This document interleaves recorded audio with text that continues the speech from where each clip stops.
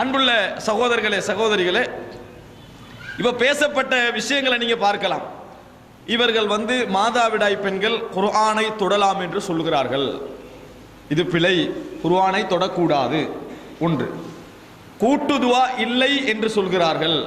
கூட்டுதுவா இல்லை, அது பிதஅத் என்று சொல்கிறார்கள். அப்படி அல்ல, கூட்டுதுவா மார்க்கம்.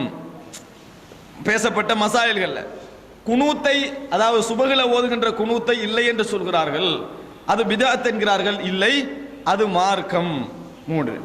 அதே போல சலாம் கொடுக்கின்ற பெண்களுக்கு சலாம் சொல்லலாமா இல்லையா? கூடாது. இவர்கள் கூடும் என்கிறார்கள்.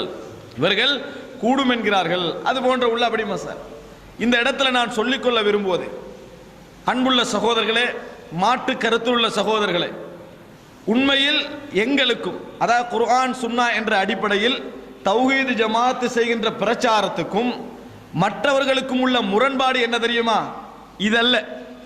இப்ப சொல்லப்பட்ட நாள் இருக்குதே, இதல்ல. இதோட இன்னும் கொஞ்சம் சேர்த்துக்கங்க.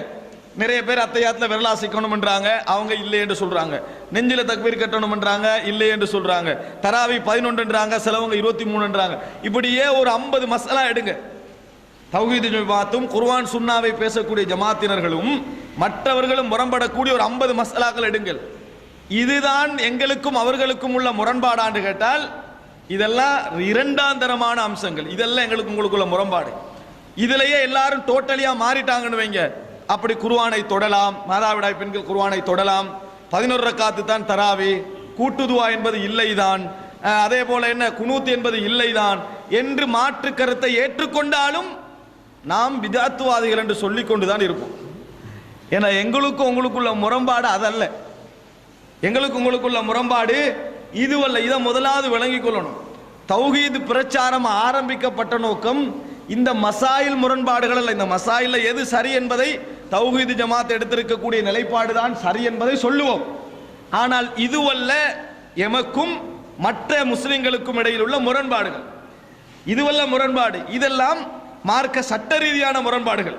இப்படி செய்யலாமா செய்யக்கூடாதா, தொழுகையில் காலொட்டி நிற்பதா இல்லையா, நெஞ்சில தக்பீர் கட்டுவதா வயிற்றில் கட்டுவதா, கூட்டுதுவா உண்டா இல்லையா, விரல் அசைப்பதா இல்லையா, குனூத் இருக்குதா இல்லையா, தராவி 11 23, குர்ஆனை யார் தொடலாம் யார் தொடக்கூடாது, சலாம் யாருக்கு சொல்லலாம் சொல்லக்கூடாது என்கின்ற விஷயங்கள் இருக்கின்றனவே, இதுவல்ல எங்களுக்கும் மற்ற சகோதரர்களுக்கும் உள்ள முரண்பாடு. இந்த முரண்பாடுகளை நீங்கள் உங்களுக்குள்ளேயே காணலாம். எங்க காணலாம்? மதுஹப் ஏற்றுக்கொள்ளக்கூடிய சகோதரர்களுக்கு மத்தியிலேயே நான் சொன்ன இந்த அத்தனை முரண்பாடிலே நீங்க காணலாம். அவர் பேசிவிட்டு போன அந்த மௌலவி அவர்கள் உண்மையாக இந்த கருத்து முரண்பாடை உங்களுக்கு விளங்கப்படுத்துவதாக இருந்தால் அவர் முதலாவது சொல்லி இருக்க வேண்டும், ஷாஃபி மதுஹபினர் நாங்கள் குனூத் ஓதுகிறோம், ஹனவி மதுஹபினர் குனூத் ஓதுவதில்லை. சொல்லிக்கணுமா இல்லையா? நீங்க முதலாவது யாரை எதிர்த்திருக்கணும்? ஹனவி மதுஹப். ஹனவி மதுஹப், ஷாஃபி மதுஹபினர் கூட்டுதுவா ஓதுகிறார்கள், ஹனவி மதுஹபினர் கூட்டுதுவா இல்லை. யாரை எதிர்த்திருக்கணும்? ஹனவி மதுஹப். விளங்கிட்டா? இதை எதிர்த்தார்களா? இல்லை. எனவே முரண்பாடு உங்களுக்கு எங்களுக்கும் குனூத் அல்ல. இல்லைன்னா நீங்கள் யாரோடு முதலாக முரண்பட்டிருப்பீர்கள்? ஹனவி மதுஹபோடு முரண்பட்டிருப்பீர்கள். சவுதி அரேபியாவிலே ஹம்பலி மதுஹபினர் இருக்கிறார்கள். அங்கே குனூத் ஓதுவதில்லை என்பதற்கு வந்த மௌலவி சகோதரர் அவர்கள் என்ன விளக்கம் சொன்னார்கள் தெரியுமா? குனூத்துடைய மசலா பின்னால வரும். அவர் உதாரணத்துக்கு நான் சொல்றேன். என்ன விளக்கம் சொன்னார் தெரியுமா? அங்கே சவுதி அரேபியாவுடைய ஆட்சி என்ன செய்து இருக்கிறது, அவர்கள் மாறிவிட்டால் குனூத் இன்ஷா அல்லாஹ் என்ன செய்து விடும், வந்துவிடும். வராது. ஏனென்றால் சவுதி அரேபியா ஹம்பலி மதுஹப். சவுதி அரேபியா ஹம்பலி மதுஹப். ஹம்பலி மதுஹப்ல இன்றைக்கல்ல, சவுதி ஆட்சி ஒரு 100 வருஷம் தானே. சவுதி ஆட்சி 100 வருஷம். 100 வருஷத்தை விடுங்க, 100 வருஷத்தை விட்டுட்டு அதுக்கு முந்தி போங்க, அப்பயும் குனூத் இருந்தது. குனூத் இருக்கல. ஏன்? ஹம்பலி மது. அதுக்கு முந்தி போங்க, குனூத் இருக்கல. ஏன்? சவுதி அரேபியா என்பது புதுசா உருவாகினது. விளங்கிட்டா? இந்த சவுதி ஆண்ட ஆட்சி வருவதற்கு முன்னால என்ன செய்யல, பின்னால வருமென்றவர் முன்னால பார்க்கணுமா இல்லையா? பின்னால வருமென்றவர் முன்னால சவுதி இருக்கலையே, பார்க்கணுமா இல்லையா? பார்க்கவில்லை. முகமது பின் அப்துல் வஹாப் உருவாகி 250 வருஷம் தானே. 250க்கு முந்தைய சவுதியில குனூத் இல்லையே, அப்ப பார்க்கணுமா இல்லையா? இப்ப மக்கள் இதை யோசிக்கணுமா? இதை பெரிய ஆய்வு செஞ்சு யோசிக்கணுமா? இதுல என்னமோ ஒரு இடத்துல என்ன செஞ்சுக்கிறாரு, மறைத்திருக்கிறார் விளங்கிக் கொள்ளணும். அன்புள்ள சகோதரர்களே, எனவே எங்களுக்குள்ள இதுதான் முரண்பாடாக இருந்திருந்தால் நிச்சயமா அவர்கள் முதலாவது ஹனவி மதுஹபோட முரண்பட்டிருப்பாங்க. ஹனவி 4 மதுஹப் என்று சொல்லக்கூடியவர்களுக்கு மத்தியில் இந்த முரண்பாடு இருந்து கொண்டிருக்கிறது. என்ன முரண்பாடு?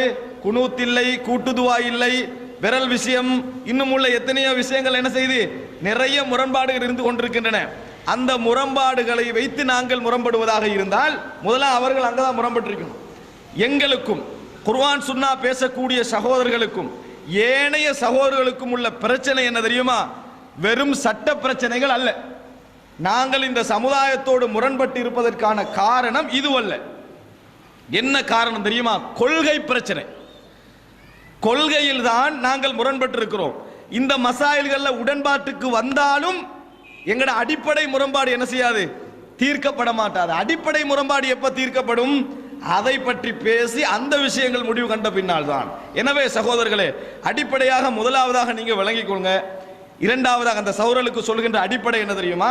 எங்களுக்கும் உங்களுக்கும் உள்ள முரண்பாடு இப்பொழுது பேசப்படுகின்ற இந்த மசாயில் ஹிலாஃபியாக்களோ இந்த சட்ட பிரச்சனைகளோ அல்ல, கொள்கையின் அடிப்படையில் நாங்கள் முரண்படுகிறோம். அது என்னன்னு நான் இப்போ உங்களுக்கு சொல்ல போறேன். நாங்கள் முரண்படுவதற்கான காரணம் அதான். முரண்பட வேண்டும் என்பதற்காக முரண்படவில்லை. குர்ஆன் சுன்னா மார்க்கம் என்று சொன்னால் அந்த முரண்பாடு இயற்கையாக என்ன செய்யும்? வரத்தான் செய்யும். அதில் எந்த விதமான சந்தேகமும் கிடையாது.